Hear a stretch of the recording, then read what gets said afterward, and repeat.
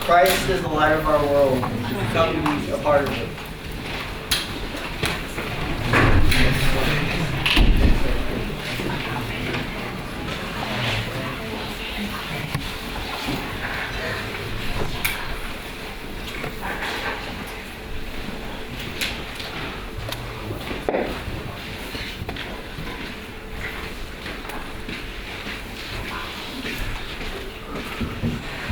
Yo, where you at, God? It's time to worship. Boom! That's not God. Wait a minute, that's a little hole. Something, champ. What are you doing here? Where's God? I might not be God, but God is always right here. Alright, let's get ready to pray.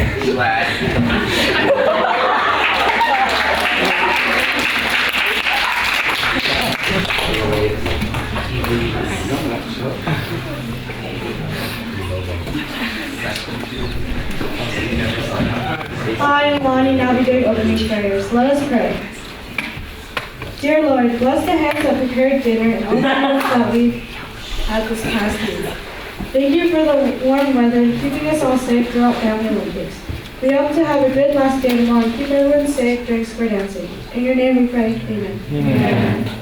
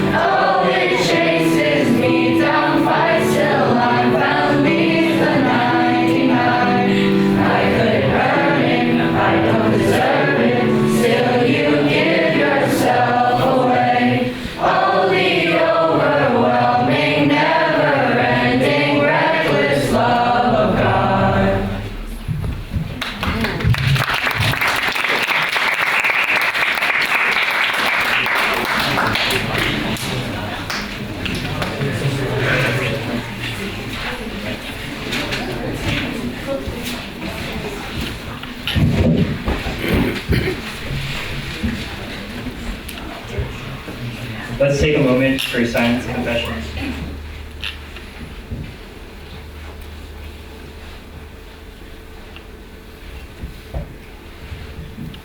We are sorry for all the sins that we have committed. We admit that we sometimes make promises we do not keep, and that hurts the people who have placed their trust in us. We realize that we need to think carefully about what we say, because if we cannot deliver, that lets God down and everyone around us. Please guide us in our journey to live up to our promises and become sincere.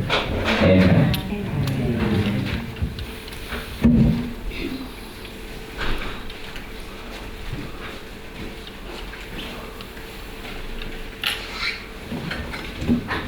We will now pass the peace. We will pass the peace by saying, "May I peace of Christ be with you." And also with you. And while you do that, you do this cool handshake. So you slide your hands, and then you interlock your thumbs with them, and you twist and make a heart. Let's do that one more time. Slide, interlock thumbs, and then heart. Right now, stand.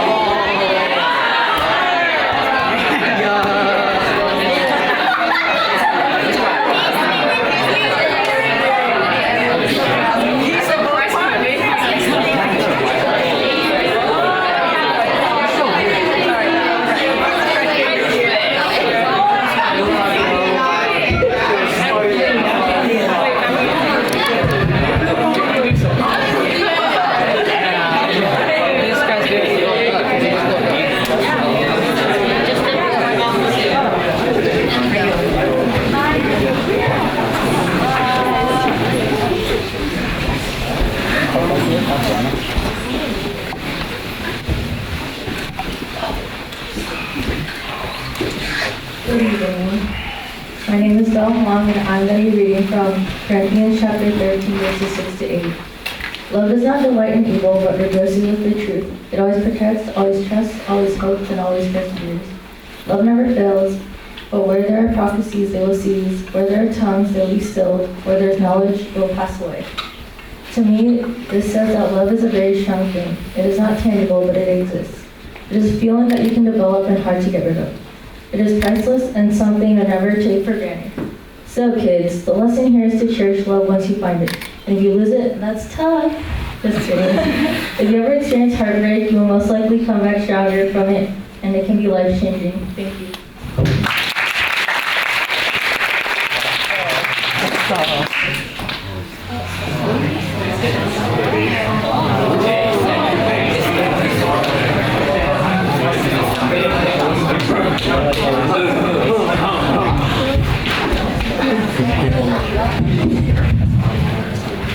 We will now be singing 3 songs. The first song is the higher voices, the second song is the lower voices, and the third song is all of them together. For the lower voices, we're going to actually sing the melody, the same one as the higher voices would.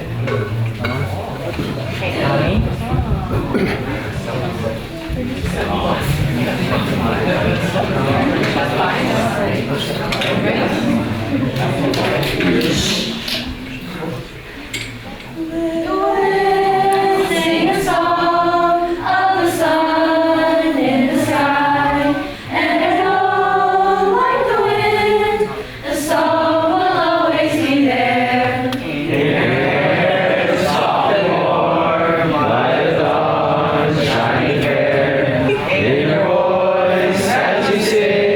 The song will always be there.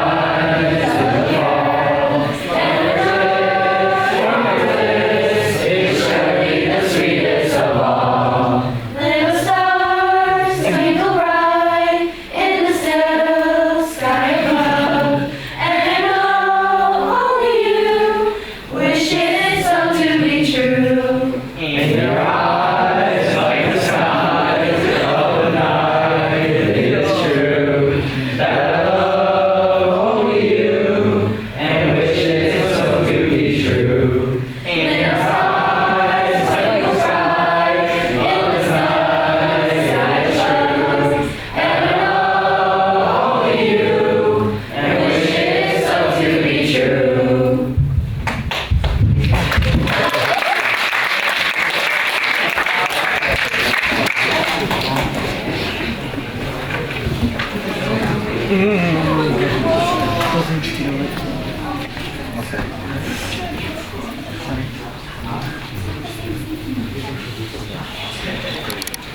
my name is Kenneth. I'll be introducing the first speaker, and I've known him since elementary school, and coincidentally gone to the same middle and now high school as him. And he's usually outgoing. He can always make you laugh when you're not in the best of moods. And his presence never goes unknown in any group activities because he's always participating and making the most of the situation. You can always count on him for having snacks too. I can't remember a day when he didn't bring any to school. And I'm fairly new to Cameron House, but according to him, he's been coming for the last 10 years. So please welcome Nathan Wong.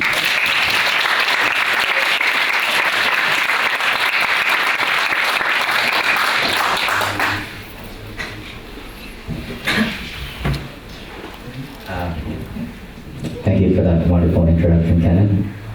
A lot of you already know me, but for those who don't, my name is Nathan, and today's theme is Love and Heartbreak. I'm going to share my story, and I hope you'll find some way to integrate my experience into yours. On May 13th last year, I invited my friends to a fun event hosted by a daycare organization I volunteered for. One of my friends, we'll call him Gary, asked if he could invite his friend William. I said, sure, why not? 14 days later, he arrives at my house, not with William, but with some girl, because William couldn't make it. So we go off to the party, and we all talk for a while. Eventually, I add her on Discord because she's pretty close with Jerry. If you don't know what that is, it's a messaging app, like Slack or TeamSpeak. She and I start talking a bit, eventually about life and all that. Problem after problem, we solved with two brains instead of one. Hell, she even helped me get over rejection, some of my insecurities and mistakes I made. In summary, over the course of 2018, we got pretty close enough to even call her one of my best friends.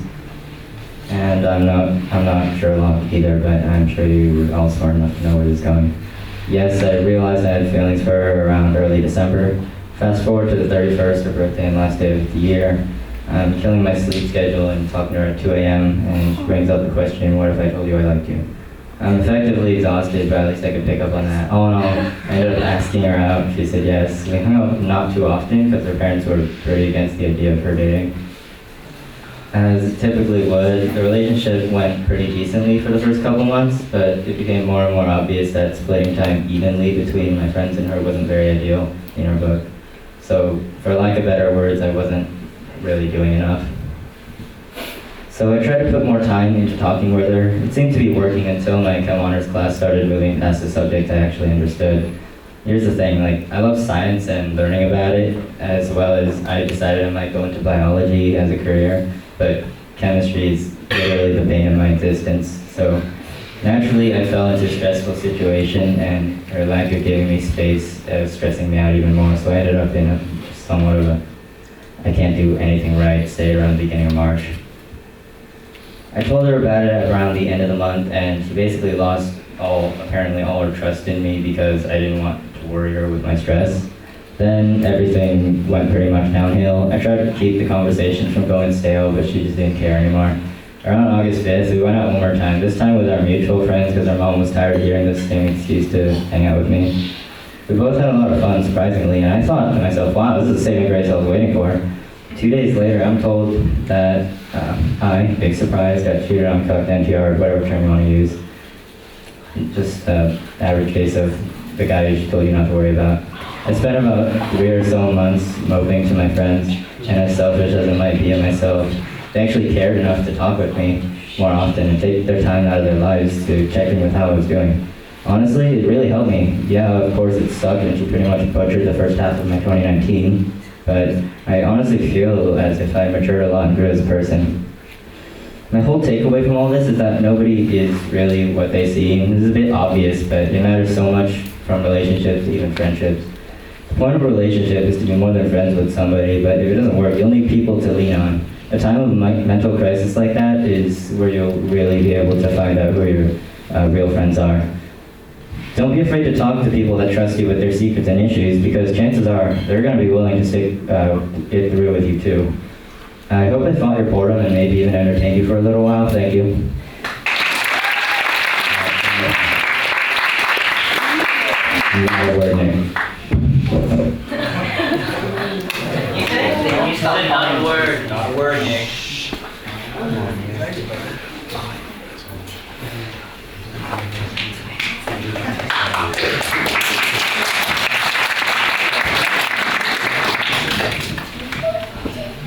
Hi, my name is JD, and I'll be introducing someone who means a lot to me.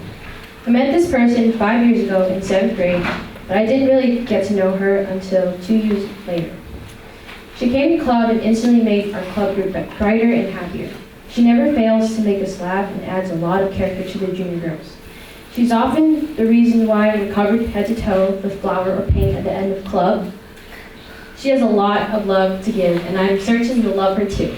Introducing Melody.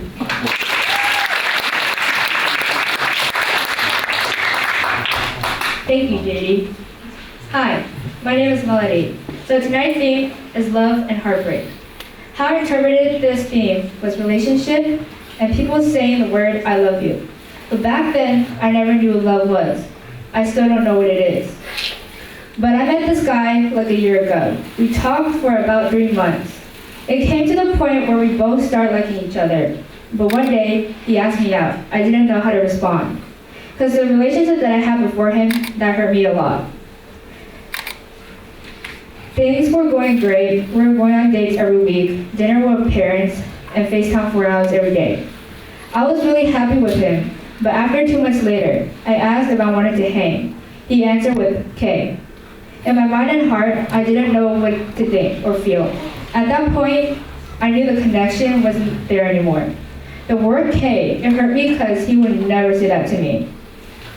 Since then, we would never stop fighting. He would ignore my texts, and on FaceTime, he would play video games instead of talking to me.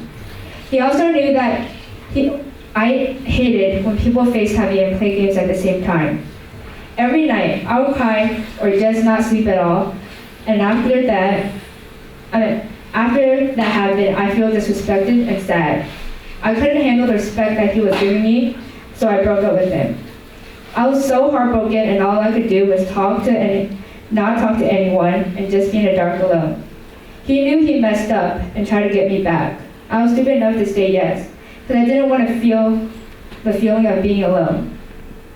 And we went on a date. I knew it was going to be awkward, but I still went. So then I finally realized that I don't need a man in my life.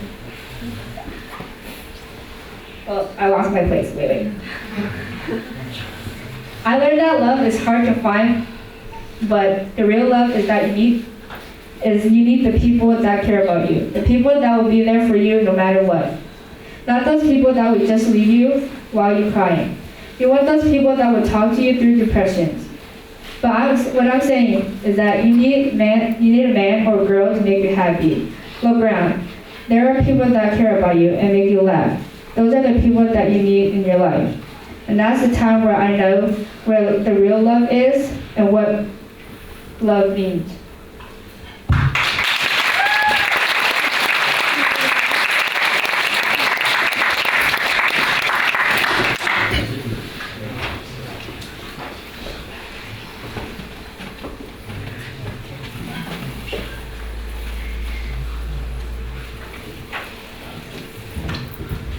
Hi, I'm Wesley, and I'm going to introduce a very social and outgoing person that stepped up to me and talked to me on the first day of camp.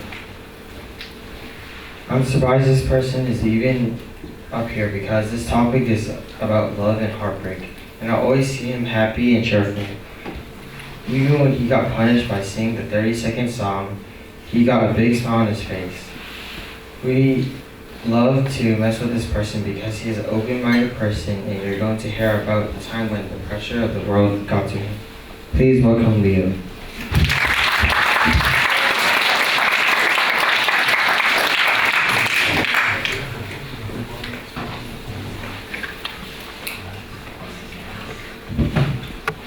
Hello everyone. So today's topic is about love and heartbreak. And initially I wanted to do something that happened to me. Like if someone broke my heart or, cheated on me, anything like that. But I wanted to do something a little bit different, which is talk about the time that I actually hurt someone else really deeply. So sometime around last year last year in the beginning of the year, of 2018, January 13th. In class, one of my teachers and I were talking about doing a group project, And then when she set up all the groups, she put me and one of my friends together. As we were talking, another friend of mine said that, oh, you guys will look really cute. And then as a complete joke, because she was a very open-minded person, which I had no idea would ever have any interest in me, she said yes. Then I, as a joke, started laughing, but then I realized quickly that she was actually serious about this. So I was put on the spot since everyone else turned around because he was seeing what the commotion was. Later on during the day, news spread out and all of my friends and all her friends found out that we were dating, but I was too scared to tell her that I didn't really want to be in this relationship. But I thought of like the other part of this situation, which was she's a really cool person. I thought she was also, we had so much stuff in common. She was really cute also. And so I decided to just go with it. I even asked her if she was serious. When she said yes, she replied very optimistically yes. So in the beginning of this relationship, it was going out really well. You know, we were going on dates. We even hung out with like all friends, and we kept things, you know, like as friends and not as two people in a relationship. But then things started going downhill, and I foresaw it right before I started.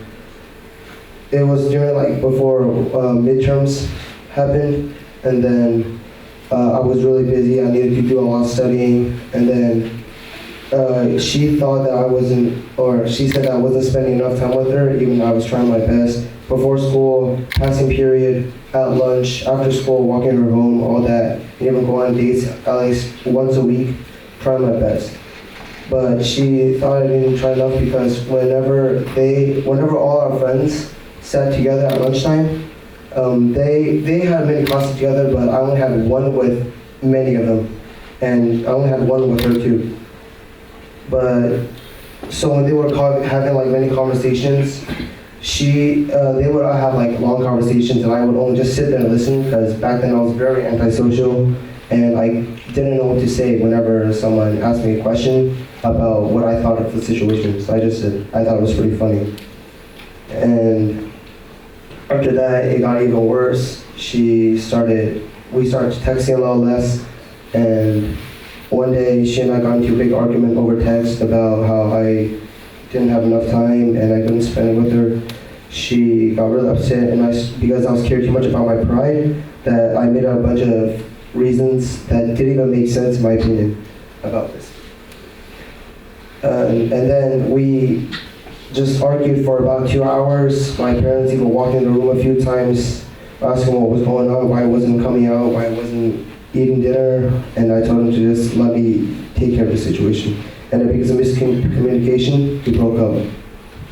She said that she wanted to take a break, but because of this was also my first relationship, I didn't know what that meant, so I just said, okay, well, we're done.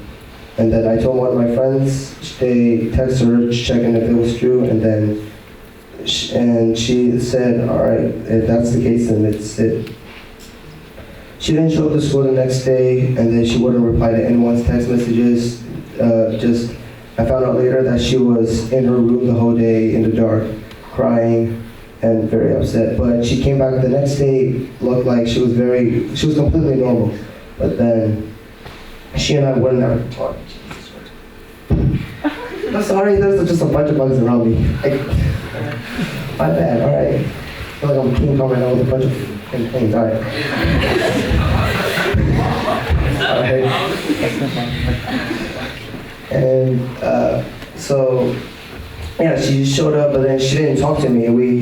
She didn't want to do anything with me. She blocked my number. I wanted to apologize, but then she told all my friends that she just didn't want to see me. So I was upset, but surprisingly, I was very calm about the situation. And then for some reason, around time when sophomore year started, she and I just started talking again, and we went to the movies with our friends, and she acted like nothing even happened.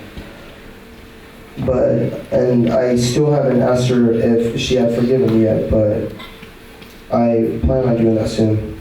So I know this was like a pretty long speech, and I'm just talking about the times I hurt someone. So if anyone wants to take anything from this speech, then just know that your actions, words, if you're not careful with them, you will affect someone very positively or very negatively. All right. And that's pretty much all my speech. Thank you very much.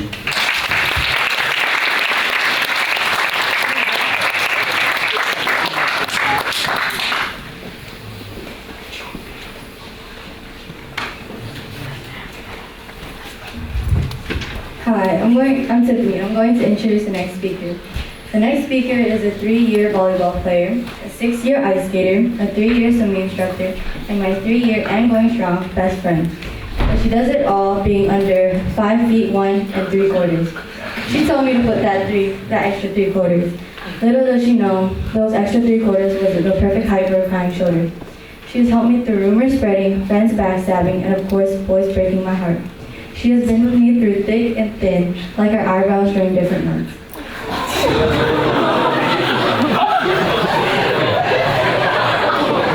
But to describe her personality in 3 words, I would have to say she's very courageous, considerate, and compassionate. Her personality is very big and loud to the fact where her forehead becomes a 5 head.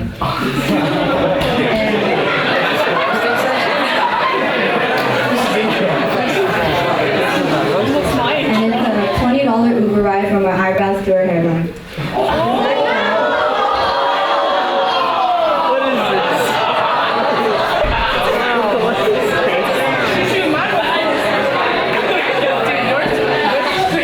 But besides that, I'm here to introduce Alina, and the time she almost couldn't say I love you to the guy she loved the most that broke her heart.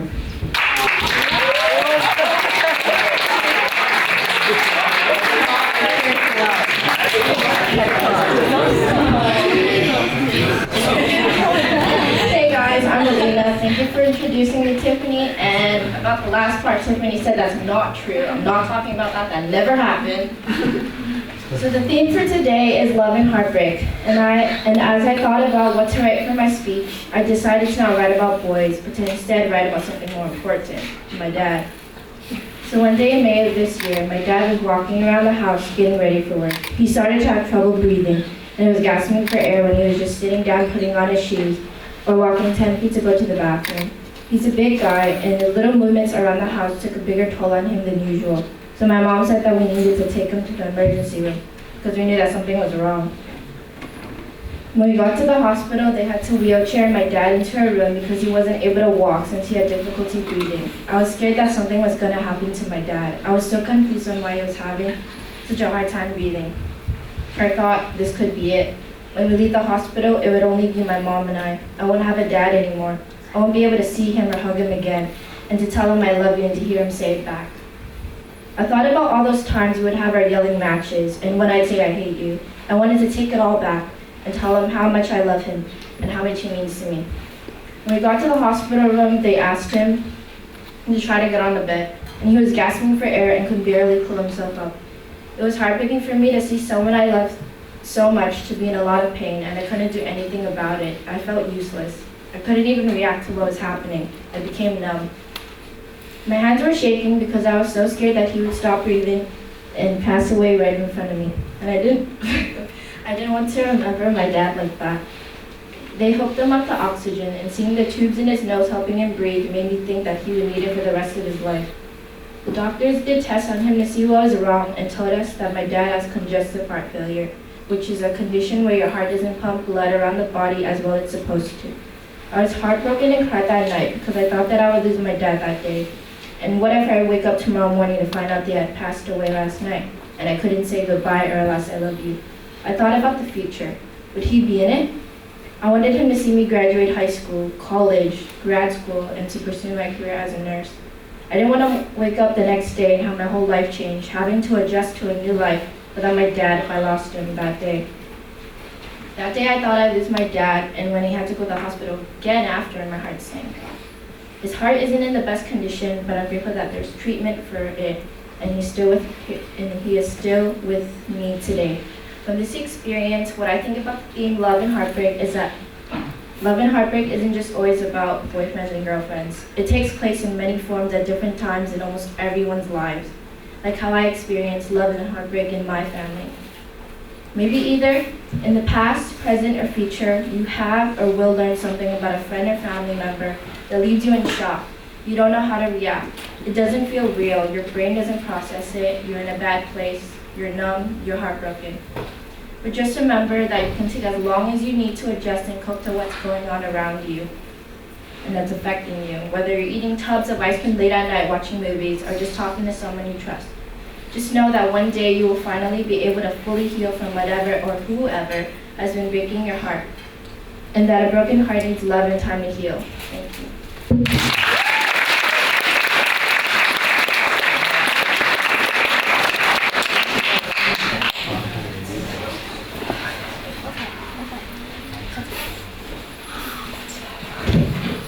Hi, my name is Gina, and are there any joys or concerns for the night?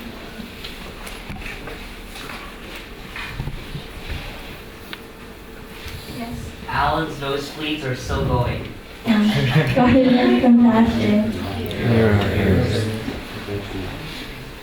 The 3 people who are injured on the left leg. God in our compassion. Any joys? A fun night for square dance. God in your grace. For the work that your groups did to present Vespers and for the courage it takes to think about us and to share stories. God in your grace. For the people who almost got trampled during the Olympics. God in our compassion. David Huang lost his glasses while canoeing today. God in our compassion. Got it? I am Zuri, and I'll be leading the Lord's Prayer. Our Father, who art in heaven, hallowed be thy name. Thy kingdom come, thy will be done, on earth as it is in heaven. Give us this day our daily bread, and forgive us our trespasses, as we forgive those who trespass against us. And lead us not into temptation, but deliver us from evil. For thine is the kingdom, and power, and glory, forever. Amen.